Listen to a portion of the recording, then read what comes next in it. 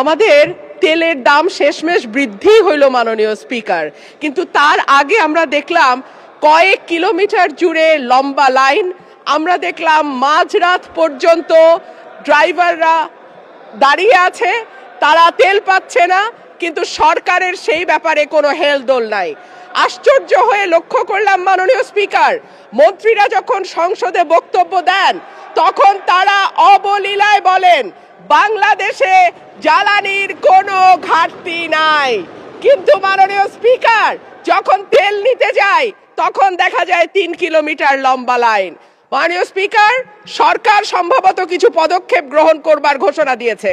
তার একটা হচ্ছে মার্কেট প্লেস 7টা বাজে বন্ধ করে দেয়া।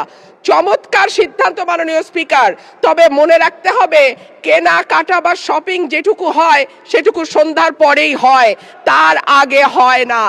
2 হইল অফিস আদালতের সময় বলে পরিবর্তন করবে। 5 দিনের জায়গায় 4 দিন বা 3 দিন তারা কর্মঘণ্টা ঠিক করবে, কিন্তু প্রশ্নটা হচ্ছে যদি জ্বালানির কোনো সংকটই না থাকে তাহলে এত লম্বা লাইনই বা কেন, দামই বা বাড়াইতে হয় কেন, অফিস কর্মসূচি সময় পরিবর্তন করতে হয় কেন?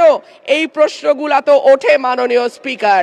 মাননীয় স্পিকার, আপনার মাধ্যমে এই সংসদের কাছে আমি জানতে চাই, জ্বালানি মন্ত্রীরা যখন গণমাধ্যমে কথা বলেন তখন মনে হয় বাংলাদেশে আল্লাহর রহমতে কোনো সংকট নাই। ওনারা যদি পরিষ্কার করে বলেন বাংলাদেশে বর্তমানে কত দিনের অকটেন ডিজেলের মজুদ আছে, কতদিন চলতে পারবে, পাম্পগুলো কেন পর্যাপ্ত পরিমাণ তেল পায় না, তেলের মজুদদারি। ধন্যবাদ মাননীয় সদস্য।